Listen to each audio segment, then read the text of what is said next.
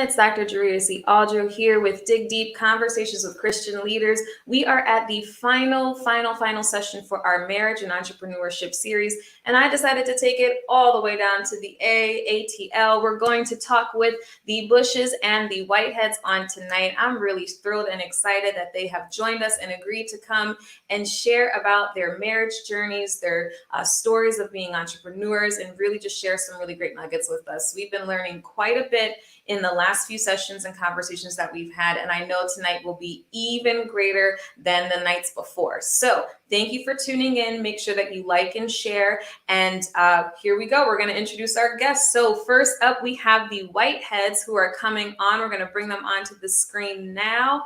Hey, Monica and Bobby, how are you all? Hey, good. How are you? I'm doing so good. Listen, how's the weather down there in Atlanta right now? The weather is beautiful today. Got up to the 80s. Yeah, it's about 76 degrees right now. Are you serious? Yes, Yeah, and we need this warm weather, honey. Can you share some with me, because it's literally like 22 degrees right now in Connecticut. Not even kidding. Are you serious? Not even kidding. Like, I'm walking around with my North Face still on. Oh, bless your heart. You got to come to Atlanta, girl. Well, so some folks trying to get me to go to Dallas, but we'll see what happens. I don't know. That too. So let's do some quick introductions here. So tell us just who you are, where you're from, how long you've been married, a little bit about your business, and your favorite thing about your partner. So Monica, why don't we start with you? Okay, so my name is Monica Whitehead. I am a wife, a mother. I'm a former high school English teacher, now an entrepreneur. I guess you could call me a mini influencer as well. I do some things on Instagram and I have a blog. I am originally from Metro Atlanta, where we live now, although we met in my husband's hometown. And we have been married for 8 years in July. And the business that I have, it is my business, but it's also our business because, as a married couple, I can't do anything really outside of him. It's got to be agreement. So the business that I have, I offer services. So I offer writing, book editing, and tutoring services. And so I've done that maybe unofficially, I would say going on 2 years now. Wow. And my favorite thing about my husband is his heart for people. He loves people. He's very patient with people. He walks with people. We're both in ministry. And so I've learned so much about how to love people and how to treat people from my husband. So I love it. My name is Bobby Whitehead. I am from the great state of Virginia. I'm from Newcastle County, Virginia, which is right outside of Richmond, Virginia.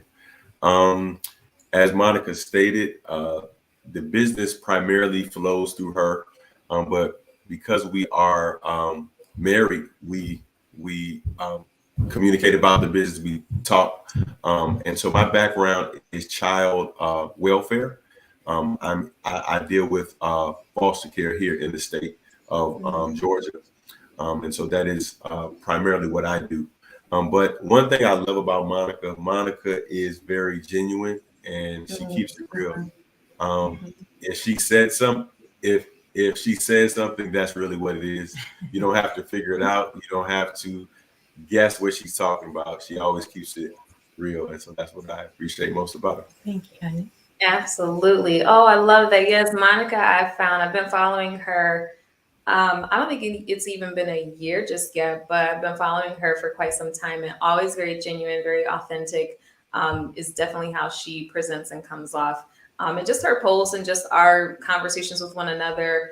And so I definitely agree with that. And as you all both said, you also work in ministry as well. So again, conversations with Christian leaders, we're definitely going to be talking about juggling ministry work and family and marriage and just life in general. So thank you all so much for joining us on today.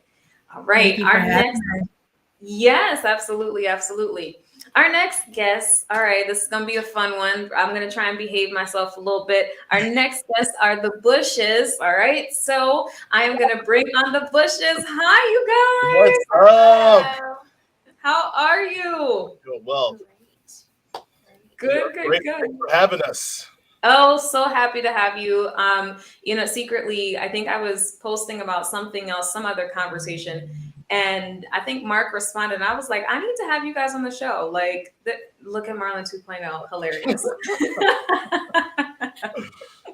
hilarious. But I'm so happy. Better model 2.0. That's what that means.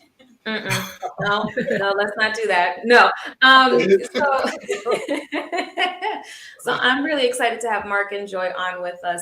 Now, Mark and Joy are newlyweds, which is really fun. I thought it'd be a really great and fresh perspective because we've had folks, Monica and Bobby have been married for about 8 years. We've had some other folks on the show that have been married for quite a few years. But I think there is something very important to learn from people who are newlyweds, because there is a difference from what people tell me. There is a difference between, you're in a serious relationship and now like you're married. So I really want to thank the Bushes for coming on and agreeing to do this. So Mark and Joy, we're going to have you all introduce yourselves. Just tell us a little bit about you, where you're from, how long you've been married, about your business, and then your favorite thing about your partner. So Mark, why don't we start with you? Oh, okay. I was going to give it to Joy. Oh. So I'm Mark Bush. I hail from the great city of Chicago. By way of the military, I now live in Atlanta, Georgia. How long have we been married? 6 months. We are 6 months in to this marriage journey. So for us, I have a senior care case management agency. So we are licensed with the Department of Community Health here in Georgia and Medicaid to manage the care for seniors to stay out of the nursing home and in their own communities. So that's what we're doing right now.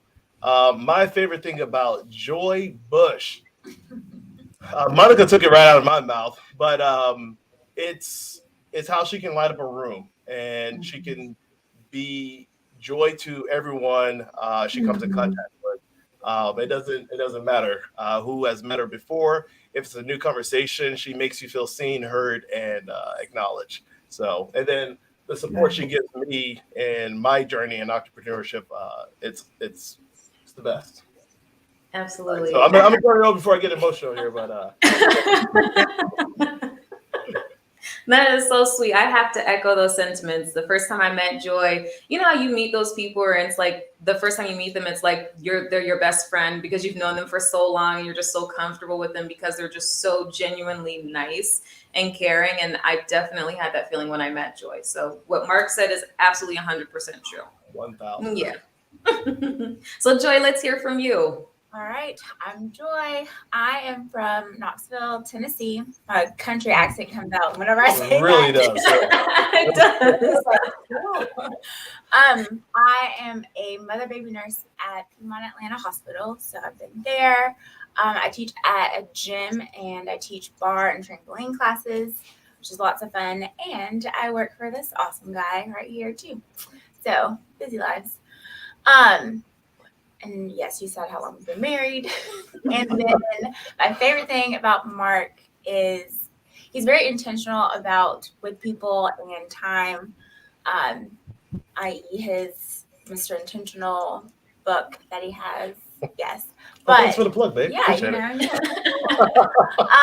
no, he's really intentional with like relationships, with time and knowing people's hearts. And that's what I really love about him.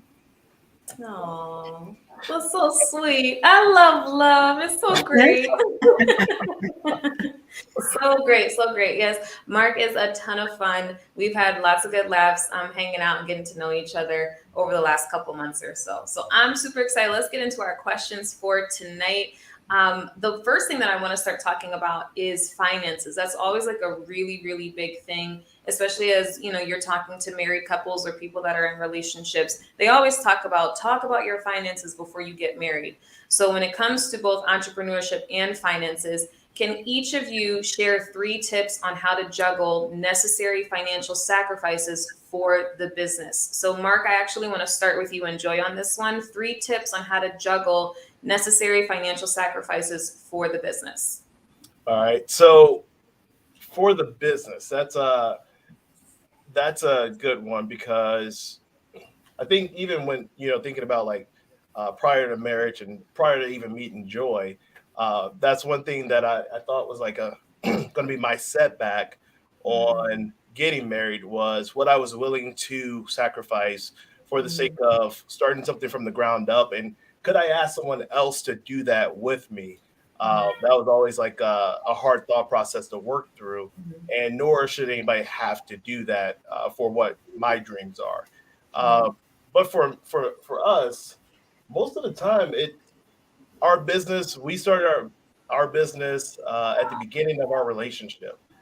So I met Joy, and then 2 months later, I realized I need to start this case management agency. And so most of the financial sacrifices were taken outside of being married. It was taken as me being single. But even now, as we come into a business for 2 years that for the 2 years that we've been in business, cash flow has been well, but there's been some times where I have to take the hit for the betterment of my employees and, the bills and things of the business. But for me, it's first off, my marriage and my wife is first priority. The business is not the first priority. My life is.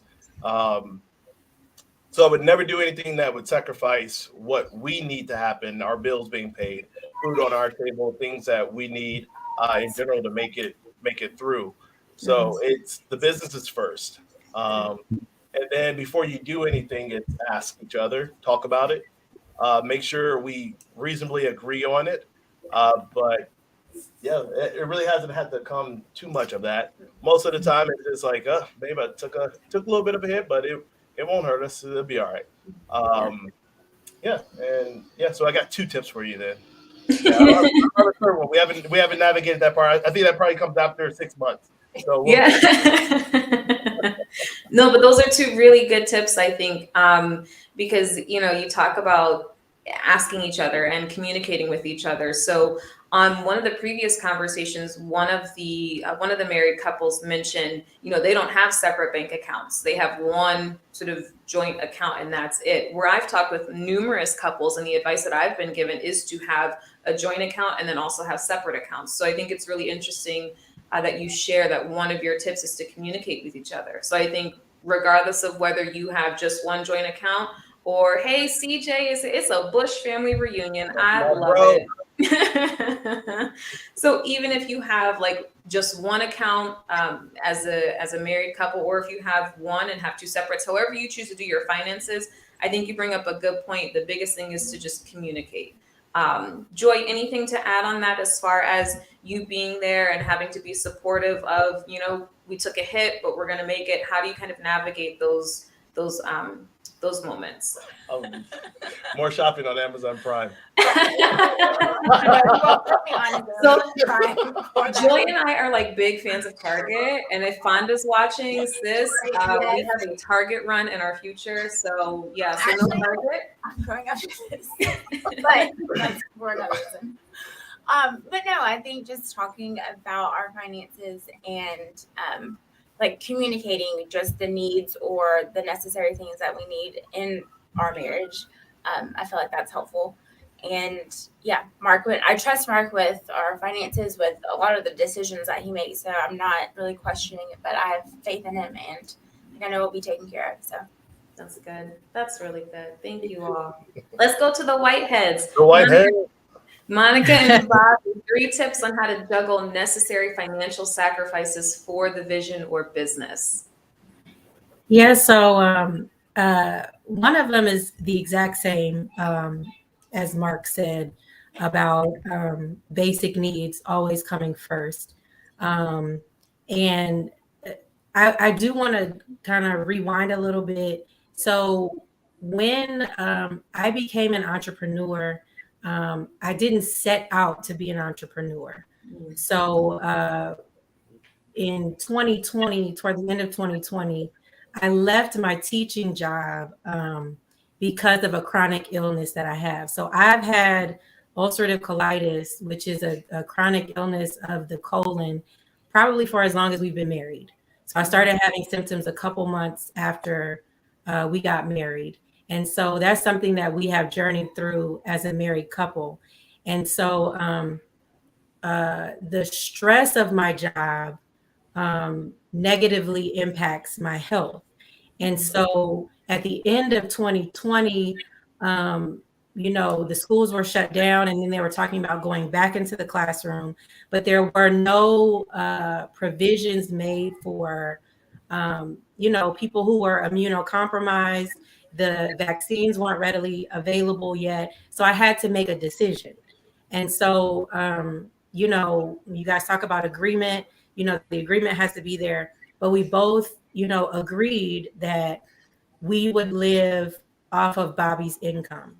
And so I left my job because it was what was best for my health. Then I became an entrepreneur. And so I bring that up because it's important context, number one, but also when it comes to this question about making sacrifices, that has been the biggest sacrifice that we've made, is to live a one person income household. And so I think to answer the question about the tip, the reason why we did that is so that I could be in optimal health. It also frees me up. We have 2 children, 4 and 6. So it allows me to be active with them. It allows me to, take care of the home, cook, clean, whatever. And then it opened the door for me to have my own business. And so I think that, I guess my tip there is to, when times get tough financially, is to remember why you're doing it in the first place. And a lot of people become entrepreneurs for different reasons. But I think, if you make the decision, you make the plunge, then they're worthy reasons. So, our finances, like we're not balling yet, yet we will be, because Bobby's building his own business as well. And, we want to talk to the Bushs offline, because some things he want to do are, really in line with Mark, what you do. But, during those times where it gets hard, just to remember why you're doing it in the first place. The other tips, like I said, making sure basic needs are met. I wouldn't have been able to come off my job or start a business if it wasn't for my husband and the stability of his job. Making sure we have health care, making sure we have a roof over our head, so those things come first. And I think the last thing is just being able to separate what is a need in your business and what is a desire, what is a want, and sometimes wants, really seem like needs and they're not, Right. So I think that would be the other tip that I would share. I love that. I think last week we talked about wants and desires from the aspect of, your personal life, but also from the aspect of like, what does your business need right now versus what do you want your business to have right now? And I think there are a lot of different ways that you could go about answering that. But first of all, thank you for sharing and your transparency about your illness and, about your reason for getting into entrepreneurship. I think you're right. It's very different for a number of people. Mark, what was your reasoning behind getting into entrepreneurship? Like, what was that thought process like for you? So it was actually a slow roll to my entrepreneurship. I got out of the military back in 2015, and I'll give you the fast version. Became the director of operations of a fairly large home care agency. So that was my first start in senior care. Within a year, I was their CEO. And once you get to the CEO status at 35, 36, is like, you can't put that on the resume and start at the bottom somewhere. Right. So I need to create my next out. And so after 5 of my day job, I would go home and start building my next level, which was at first consulting. So I was home care consulting for several smaller home care agencies around the Atlanta metro area. And then after doing that for about 2 years, I just feel like God just showed me that I needed to be in senior care as a case management agency. And so we got our license back in 2020, right at the beginning of the pandemic. And yeah, so that's how we still rolled into it. And 2 years later, I'm so grateful of what we're able to do today. Love it. I love it. Can we talk a little bit about, because again, this is Christian leaders, so we are all believers on the line here. So can you all just share with me, for those that might be out there just seeking God and praying and asking God for guidance about, I'm in a full-time job, I'm making good money, but I also know that God has called me to, do XYZ business or produce XYZ service or product. Can you just share kind of what that journey was like for you in seeking God and trying to hear God's voice? Monica and Bobby, I'd like to start with you all first. Yeah. So again, the entrepreneurship started after I left my job, but I know that there are people who are, thinking about leaving their job for whatever reason. My advice would just to be prayerful. I think that there were moments before I made the decision to leave my job, I was constantly praying about it. And I heard no. I heard no from God and I heard no from my husband, and so I think, again, going back to agreement, if the answer is no, the answer is no. And I think sometimes God wants us to stay on our jobs for different reasons. There are things we need to learn. There are connections that we need to make. There are a lot of reasons. And so I think if you hear a no, don't try to, massage it and finagle it. If your spouse says no and if God says no, then wait. But a no in January does not necessarily mean a no in July, So I think continue to be prayerful about it. Continue to seek agreement with the Lord and with your spouse. Also be practical, if it's not the right time, if the finances are not there, sometimes we don't have enough of the practical and the spiritual. They work in tandem. So, Right. God may be leading you, but don't go off and do something that's not practical, especially if you have children. We have children. So sometimes when you don't have children, y'all, you can go without eating. I'm saying we can, if it's getting tough, it's okay. But when you have children, there's a different weight. And so we really had to make sure that all the needs would be met. So I would say that. And I would also say, just follow the leading of the Holy Spirit. Sometimes things may not make sense to other people, but if you got that agreement with the Holy Spirit and you have the agreement with your spouse, he will take care. Like I said, entrepreneurship was not on my radar. And God just started sending me clients before I even had a website. It was the Holy Spirit, So I would definitely say being practical, having that agreement is key. You want to add anything? I love how you talk about it. Yes, please go ahead, Bobby. I'm sorry. I would add that it was during that time that I had to unplug. And when I say unplug from social media, unplug from different conversations with people, because social media can be very misleading because there are a lot of people who will project and put out that they've left their job, but they don't tell you the hard part about it. Yeah. And so a lot of times I found that when it's time to make those very crucial decisions, I have to unplug and I have to isolate myself from what I see and really begin to pray and also seek the counsel of close friends, some of who are doing some of these things already. So it was in that time that I asked a lot of my close friends who are the only provider in the home. What is that like? What are some things that you're doing? So that's kind of what I had to do, because I look at myself in our marriage as the anchor, the one that's able, when it comes to the health insurance, the base. So my job and my position is to be that anchor. And so that's just kind of my approach.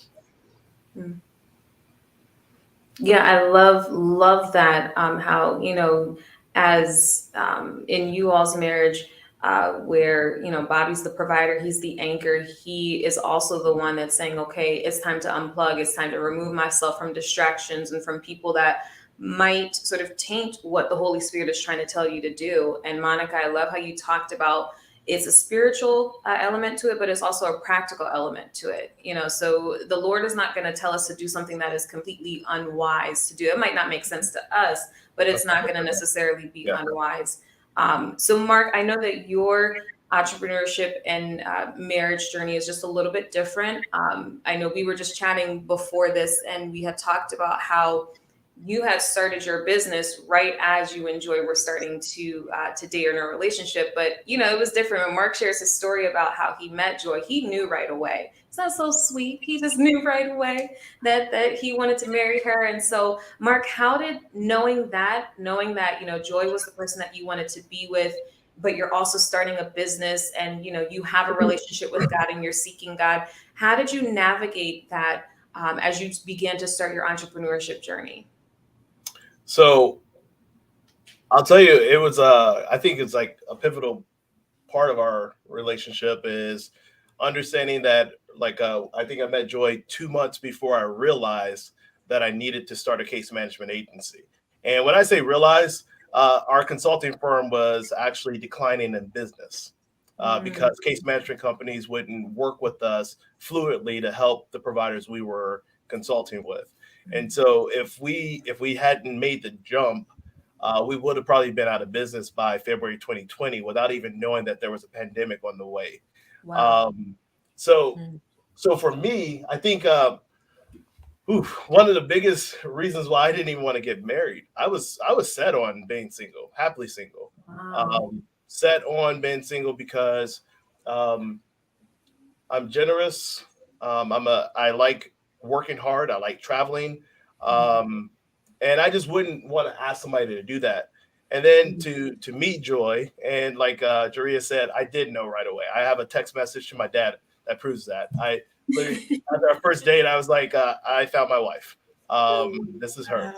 But even through the process of like starting a business, Joy proved that she was the one for me because she never weighed on me with like how much time I had to spend. I had to write a whole, policy and procedure manual for the Department of Community Health to accept my business to start. Before we could even get a license, I had to do this. So this was day and night. I was in state policies, reading, building, structuring the company based off the policies. And I couldn't imagine having somebody that was like, Mark, we need personal time together. But no, Joy would come here to the office and she would, I actually got Disney Plus just for Joy. We could order pizza at the office, turn the lights down low. She could sit on the couch while I'm sitting here writing, and that's date night. And she showed me that she was the support system that I've always wanted in a partner and a wife to push us forward. And yeah, that went a long way and kind of almost solidified like, yep, this is it. She's it. Joy, can you talk a little bit about how you were able to juggle, the long hours that Mark was spending and sometimes still does spend in the office, and how you're able to handle that as sort of, first of all, starting off as his girlfriend, but then now as his wife? How are you able to handle that? What tips can you share with women who might be married to entrepreneurs or people that are thinking about becoming an entrepreneur?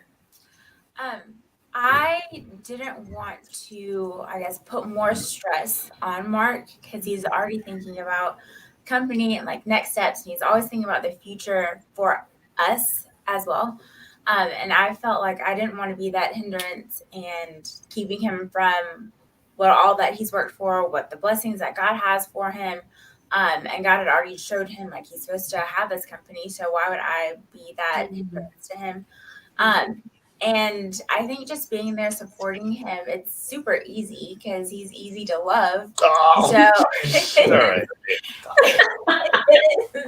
it's super easy to love him because he shows it right back too. And so I know like all the work that he's putting in is going to pay out in the future. Like he's planting seeds with relationships, with the company, with me. So I know our future is set. And like I said, I trust him and everything that he's doing. So there's no way that I would be able to like hold him back from it. I mean, and then I guess the tip is just like being there for that person that you want to be with, and supporting them, because I mean, that's what love is. So it's putting that out there. Yeah. I'll say this too, Doria. What's really cool too is it was the fact that Joy didn't like nag me about time. It was that part of it that forced me to create positions so that I'm not working the day to day and on the business as well. It was that kind of like showed me like I don't ever want her to have to ask or to have that feeling of being left out. So I created positions to be able to take things off my shoulder. And even now, I rarely, the most I'll do at home work wise is read. But That's other good. than that, I don't even own a laptop. Just but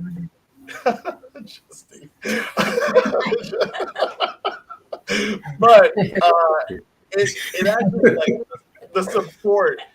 I tell you, the support pushes you to love them the way that they need to be loved and deserve to be loved, because that's my way to show my support for her supporting me, and it just becomes this vicious cycle. So yeah, that's pretty dope. I love it. I love it. Bobby and Monica, what about the two of you? How do you, Bobby, we'll start with you. How do you support Monica?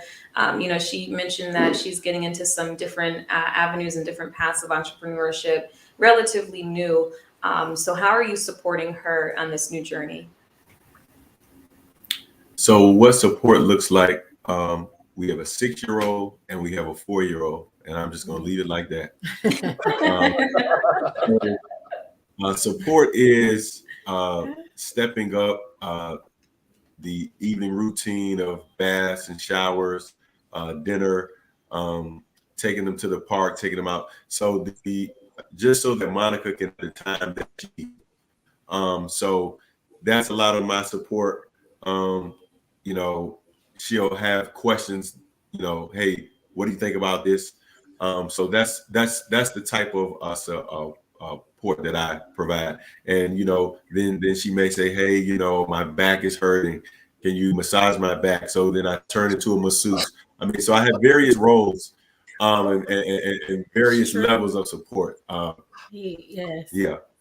He is very, very attentive. He's very humble, but there's a lot of things I have to feed little humans too. There are a lot We're of over here because we have a big issue. Joy likes her back to be rubbed, and I don't rub well, so I don't know. Like that.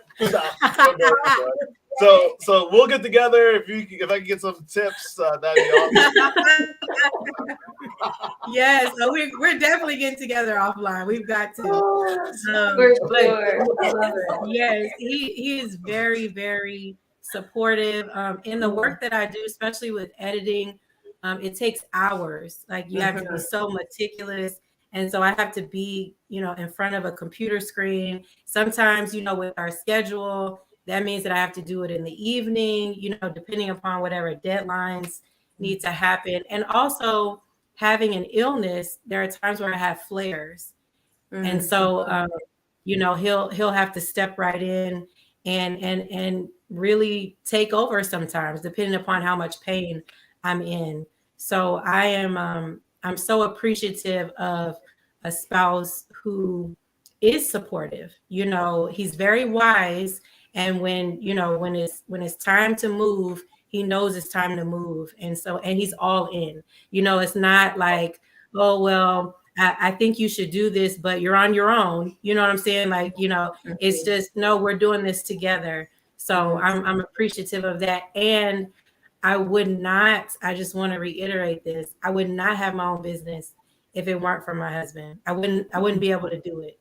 So I'm grateful that he gives me the space, to be creative and to pursue my passions. Every marriage is not like that, Right. Yeah, absolutely. No, and I think, as you were saying that, Monica, is, all I'm picturing is people that aren't fortunate enough to have a supportive partner, where you have to basically talk your partner into, okay, this is the move that I want to make. This is what I want to do. And then you're trying to fight against your partner when your partner is supposed to be there to support you. Now, it doesn't mean that they're always saying yes to everything. They can certainly, lovingly challenge in a supportive way, if that makes sense. But, it's not something that I don't want to feel like I have to prove myself to my partner that I can do this. I want my partner to have my back and know, hey, look, have you looked at this? Have you thought about this? Have you tried maybe doing this? But we're all in.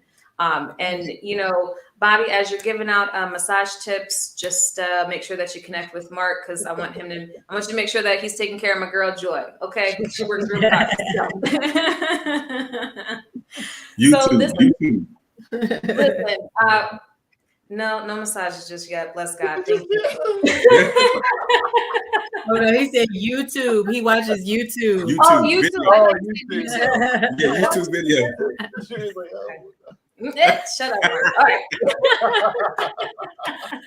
I was gonna say, no, not over here in holiness. No.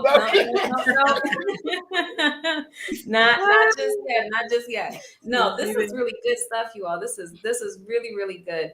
I would love to kind of shift gears here, though, and talk a little bit about, one thing that you wish someone would have shared with you about marriage, and then one thing you wish someone would have shared with you about being a business owner before you got married or before you started a business. So Monica and Bobby, we'll start with you. One thing you would have wanted someone to share with you about marriage, and then one thing you would have wanted someone to share with you about being a business owner. So about marriage, you really have to make it your own. And I wish someone would have told me that. I have observed a lot of marriages over the years. But one of the things I have learned in these 8 years is that you have to choose to love.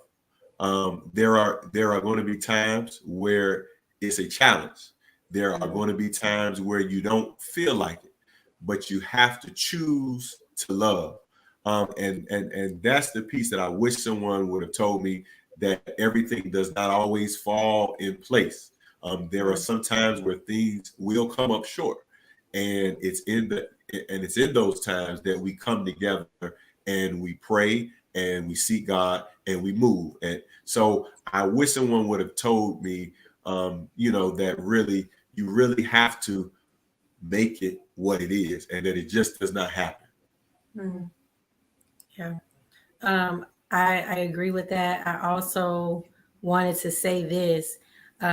Marriage counseling is very beneficial. And I wanted to make sure I said that on this platform, in the Black community, in the Christian community. Marriage counseling is a positive thing. You don't have to get it just when something's wrong. And I shared this on my social media earlier.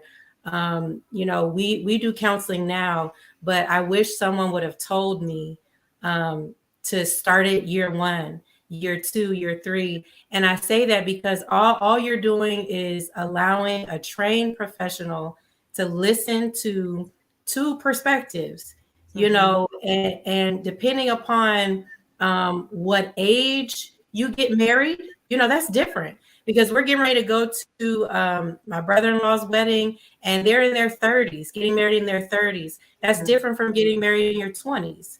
You're more established when you're in your 30s. Then if you come to the marriage with children, if you've been married before, marriage counseling is great because it helps you to communicate, and I also said that marriage can be very isolating. Especially if you're keeping things private, you're making sure people aren't in your business. And so that's a positive thing, but sometimes it can make you feel a little crazy because you're like, I know, is it just me? Am I off? So you want to bring someone in who doesn't really know you, who, and we see a woman who is a licensed marriage and family therapist, but she's also a believer. So it is important to get someone who's aligned with your values. But it has just been a breath of fresh air for us. And sometimes it can still be a stigma. In 2022, counseling and therapy is still a stigma. And I just really want to share, please, everyone who's married, try it. Just try it out and don't struggle alone. Don't feel like you're supposed to know how to do it. You know, it's just, marriage is just like parenting. No manual. You know, you love a person and you choose to be with a person. That doesn't mean that y'all will get along. It doesn't mean that y'all will know how to live together. You know, so you need strategies for that. So that's what I wish someone had told me, the benefit of marriage counseling. And then just real quick for the business, I wish someone would have told me that it's not as scary as it seems. Having your own business, I thought it was like very like, that's not for me. I could never do it. You know, it's daunting. It's too many moving pieces. And it's not that way at all. And I'm really glad that I'm on this journey. Good. No, that's really great. Thank you. So, so choosing to love, choosing in those hard and difficult moments that are bound to come up for whatever reason, but choosing to love, knowing that you've made a commitment to not only to your partner, but also to God. And so, again, going back to those commitments. And then marriage counseling. It's funny. I've been in counseling. This is my second round of counseling, and I agree 100%. My counselor, my therapist, is also a believer. And so a lot of times we'll talk about, things that are going on with me, and we'll get into, okay, well, I think that this is what God is leading me to do. And I think this is what the Holy Spirit would have me to do. And I don't have to feel, number one, afraid to talk that way. But then also I don't have to try and explain, like, I'm not hearing voices. Like, she understands, as a believer, she understands kind of what that perspective is. So I would echo those sentiments for sure.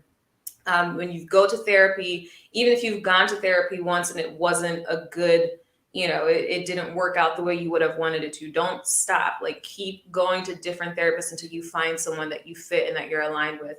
My therapist, I feel like she's like my best friend. Like, sometimes I want to text her like, girl, let me tell you about what just happened and all this other stuff. But we keep it very professional. It's super, super helpful. But I think that's really great advice to give about marriage counseling, even before getting married. So that shifts me to Mark and Joy. One thing about marriage that you wish someone would have shared with you all.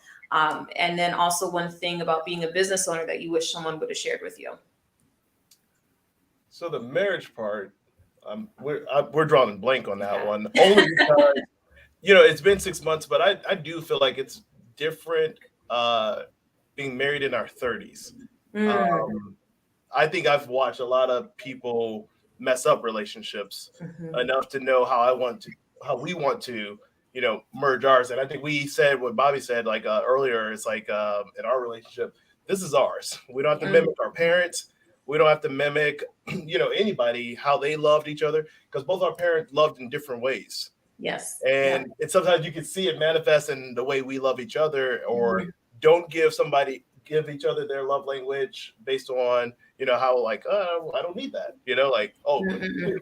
so we have to make it our own. And so like, that's the biggest thing that I would even give advice to. But I think a lot of people really have like, showed us what we don't want to do, as well as what we do want to do as well. Yeah. I think like I totally agree in that, we've been in this for 6 months, and I feel like we've had a lot of people give us advice and tips, and having our conversations and learning about each other on a daily basis. And daily, it doesn't end. It's 24/7. All the time we're like, oh, that's what you think. But no, we're just still learning so much that I think there's still a lot to be learned. So we still have a lot of time to actually like figure out one thing that we didn't know yet, because we're still receiving information and advice from everyone. So we're trying to like utilize that too. For business, one thing I wish somebody would have shared with me is and I just developed it, but there is no plan B. You have to make plan A work. I think sometimes we have these plan Bs, and when we have plan B, it makes us less motivated to work towards plan A hard. So that's what I wish somebody would have told me. No plan B, just plan A. That's it. That's all that you were called to do. No safety nets, move forward and fast. But something I would tell other people though is don't don't let the glamorous title of entrepreneurship blind you. I don't think everybody's equipped for this. This is a very hard life. All you do depends on you. And then people depend on you to be successful underneath you. So, we have about 19 employees. That's a lot of weight to carry. And this job doesn't have the time for you to, second guess yourself and then you're out. Nope, plan A has to work, endure. And so don't be quick to run towards entrepreneurship just because you want to wear the sweatshirt that says entrepreneur. It's not as fancy, glamorous, and beautiful as you think it is. But having a great support system with your wife, with the people in your community that you do life with, and family, it matters. So if you don't have those three things lined up, I would hold off on entrepreneurship for a little bit. You might not be called to be an entrepreneur just yet, friends, because it's if you're just tuning in, I am Dr. Aljoe. This is Dig Deep Conversations with Christian Leaders. We are talking about marriage and entrepreneurship on tonight. Mark, there's something that you said about carrying the weight and the responsibility of your employees, and also I think too a little bit of the weight of making sure that your business is successful. And for Monica, for you as well, that your business is successful because you are in a partnership, a loving partnership, a supportive partnership. And it made me think of imposter syndrome. And so if you're not familiar with imposter syndrome, it's basically, you feel like you're not good enough for wherever it is that you are. You have a new job and you just feel that you don't have the confidence to do this new job. You don't deserve this promotion because you're not smart enough or you're not good enough or whatever the case may be. And so I'm curious to know, for both of you all, how do you deal with the imposter syndrome that is bound to come up when you're putting your business out there, right? Monica, for you, a lot of it is social media. That can be incredibly intimidating. How do you deal with the imposter syndrome? So Monica, we'll start with you first. Oh, man. That's a great question because I do deal with imposter syndrome quite often. I would say, since I mentioned earlier the spiritual component and the natural component, since we are, having conversations with Christian leaders, I think there is a spiritual element to imposter syndrome. And his name is the devil. His name is Satan, And I think that the enemy, we know the enemy comes to kill, steal, and destroy. And he mainly does that in our minds. And so one of the things I have to do is I have to pray. I have to stay in the presence of God, and I have to get built back up. I have to stay in the scriptures. I have to stay spiritually and mentally strong, because if I don't, I would, a lot of things go on up here. And so the first thing I have to do is make sure that I'm solid spiritually. Then I press into my support system and I keep it real. I'll tell my husband, like, I don't think I can do this. I say that a lot. And then he's like, he's just got it. He's the anchor, not just with his full-time job, but in other ways, and I tell my friends, like, I got this big client, but I don't know why, because I feel like I don't know what I'm doing, and so sometimes I have to go back and I have to, same with the scriptures, reading the truth. Sometimes I have to go back to clients and read what they have to say about my work to remind myself, and wait a minute now, you do know what you're doing, remind myself that I do quality work. I don't know where it comes from, if it's just childhood insecurity or whatever, but it's just like the thoughts, they come no matter how great of a job you do. It's always something in your head that's saying, you know, oh no, they're going to find out you're not. And then I think the last thing I'll say is also the flip side of that is I can always learn more, you know. So I think sometimes when I feel like, oh, I don't know what I'm doing, maybe isolating, okay, maybe there is something that you need to research. So if you research and you understand it, then you don't feel as insecure about what you're doing. You know, so Yeah. there is an element where you need to be knowledgeable about your craft. You can't Yep. be irresponsible and say, oh, I don't know as much as that entrepreneur over there. Well, we'll learn as much as that entrepreneur over there. Right. You know, so I think there is a balance between encouraging yourself, but also educating yourself and becoming the best entrepreneur that you can be. So I hope that made sense. I feel like I'll tell over Yes. voice. Killed it. No, that's about to be my next post. Encourage yourself and educate yourself. Oh, Entrepreneur. crazy. Like legit. No, like legit mic drop. Like that's amazing because you get on here and I'll share with you all when I first started my business page and I first was getting ready to publish my book and all this other fun stuff. I started following people that I admired, Sarah Jakes Roberts and all these other women in ministry. And I'm like, okay, cool. I know God has called me to release this book. And I'm expecting like thousands of followers, like first week on Insta, like just gonna kill it. No, did not happen. And I'm just like, dang, like I'm putting my stuff out there. I know this is what God has called me to do. I know that I know that I know. But ever so often you're just like, man, like what am I missing? What am I not doing? And so I did exactly as you said, Monica. I started following people and getting inspired by people and teaching myself different things.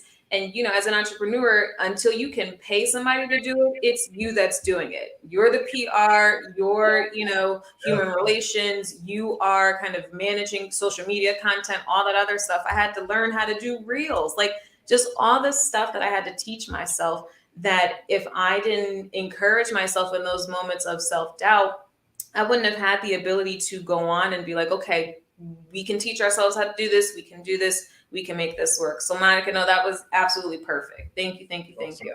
Awesome. Mark, what about you? Imposter syndrome. How do you handle it? Yeah, for sure. First off, Dorita, your reels are fire. Thank you. Monica, I just whispered to Joy, I was like, we gotta meet up with Monica because she's on it. I would say this, first off, why not acknowledge you're an imposter? Acknowledge it. Wow. I think so many times we just look at probably like any and everyone that got called. None of them were qualified. Right. And I think sometimes that's like the huge validation that I get sometimes. I have a high school diploma that I got in summer school because I didn't graduate on time. That's all I have is a high school diploma. So I know I'm an imposter. But I tell you this, God validates us. Yes. And I think even when thinking about going up for my license, we literally got an email from the Department of Community Health, and they said, you don't possess the background credentials, blase, blase, blase, to do a case management company in true fashion. And that was December 30th, 2019. But I know what God called me to do, and I know what he told me to do, and it was clear and it was peaceful. And I knew I was unqualified when I went up to the Department of Community Health to ask about it. But I'll tell you this, it took me 15 days to do everything I needed to do to build a business and apply for it. And the email, I'll never forget, the email I got February 13, 2020, she literally said, the same person that said I wasn't qualified, she said, wow, you really read policy on this. Thank you. She said most providers don't even know where to find the state manuals to write their policies on. Wow. She said, consider yourself approved. Your license will be over to you in the next couple of days. And February 19, 2020, we got our license.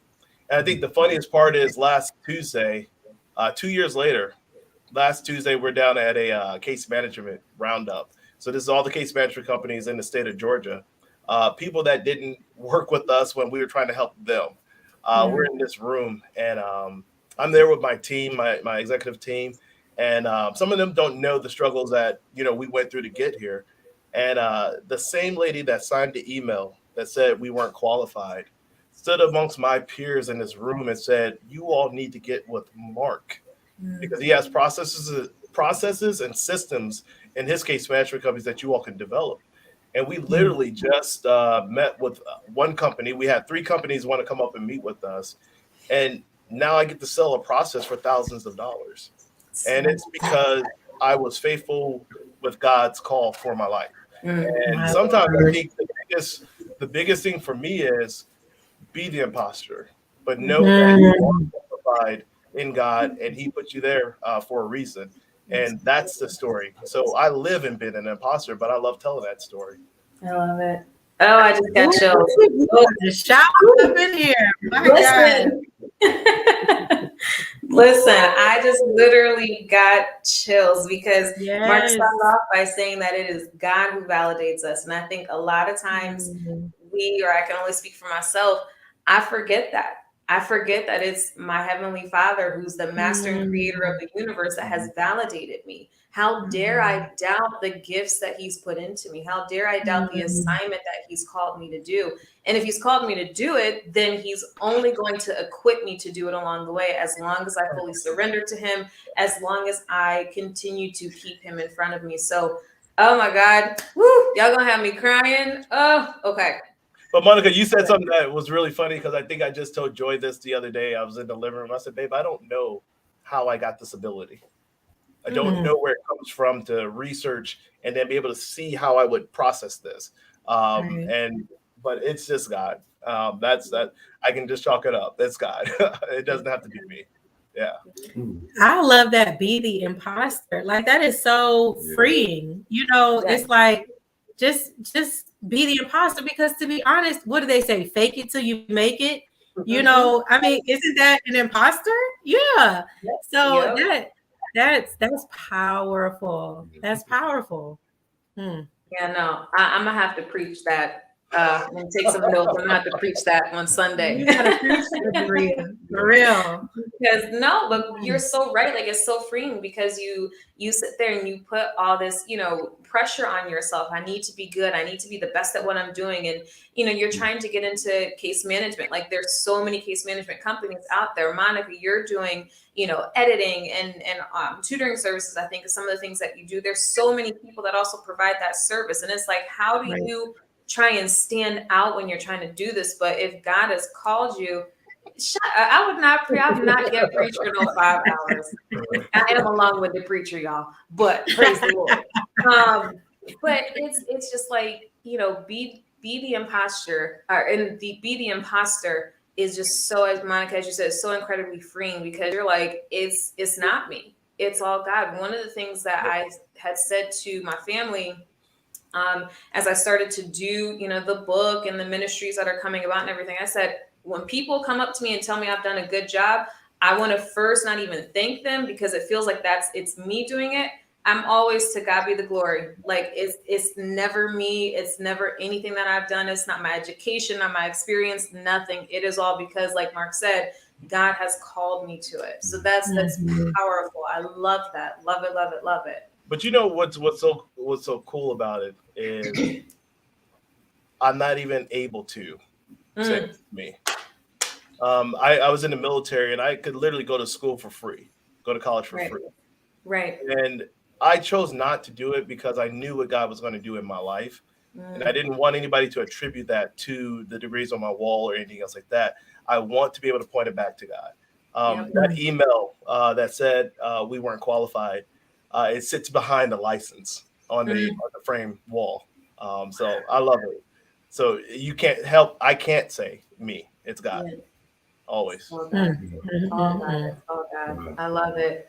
Woo, y'all about to have me tore up in this place on tonight. Oh my goodness. This has been so good. So just see, my sister is a mess. This girl. This girl. She's the funny one, just like me. I was gonna say she got all the funny genes. I don't, I got a little drip drop here and there. She got everything. Well, this has been so incredibly powerful and inspiring. And I hope that those of you that are watching or that will watch are really encouraged by this. As we wrap up, as we come to a close, the final thing that I want to ask each of you all is, what is one thing that you're hoping someone will walk away from after tonight's conversation? So Mark and Joy, why don't we start with you? What's one thing that you're hoping the people that are watching this or will watch this, what's one thing that you're hoping they'll walk away from? I guess I hope they would see that, like, being there for that person, that partner, and supporting them with all that they have, because it's super simple, it's super easy to do, and it's that sacrifice that will go a long way. So I think that would be great for them. I love it. I would want somebody to walk away from this conversation and understand that they can do whatever God calls them to do, and to never take their partner's support for granted. And once we create that cycle of support for each other, it continues on and on and on, and snowballs to success. Love it. Love it, love it, love it. Bobby and Monica, what's one golden nugget from tonight for you all? I think I would say that when God puts you together, that he puts you together to do a work together. I think for sometimes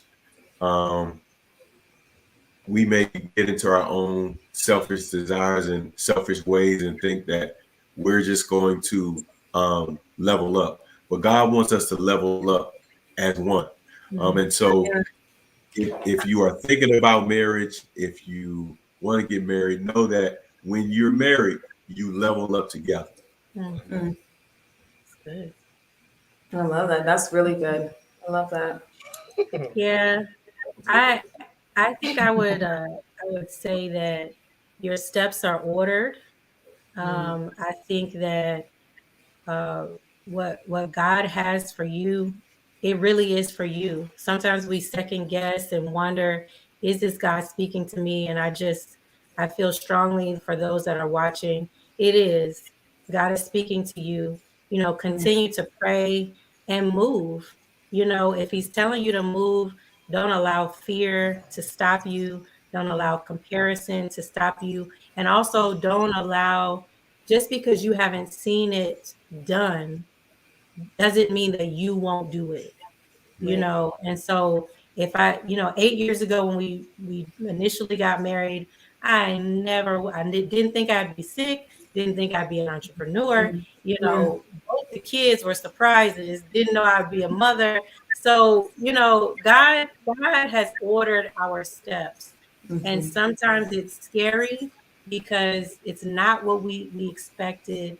But if you feel the leading of the Holy Spirit, whether it has to do with marriage or entrepreneurship, take the leap, take the step, do it. You won't regret it. Absolutely. Oh, I love it. So good, so good, so good, so good. So listen, because I forget to do this every time. This time I'm not going to forget to do it. You all have got to connect. First of all, we know that the Whiteheads and the Bushes are going to connect together, and just amazing things are going to come out of that. I just already know it. But if you want to connect with our guests, we're going to put their contact info up on the screen here. We're going to start with Mark. So with his business website, it is stepabovegeorgia.com. Make sure that you go and check that out for all of your senior case management needs. Like that plug there we go. And then also on Instagram, he is at markdevon31, and you can also follow his beautiful wife, lovejoy50. And then I think, Mark, you put down here your LinkedIn as well. So love it, love it, love it. Okay, so you can connect with him on LinkedIn. So make sure that you reach out to our guests and connect with them. And then for Monica and Bobby. So now, Monica, I have your Insta. Bobby, do you have Instagram? I do. Now, I'm not as active, but I have one. Follow him on Facebook. Bobby Whitehead. Follow him on Facebook. So we can friend you on Facebook. If you let us know what your Facebook is, or we could just search you or find you from Monica's page. But this is Monica's website, therightfitconsulting.com. Make sure you go there for all of your writing and editing, and because God knows I needed grammar, all that other fun stuff.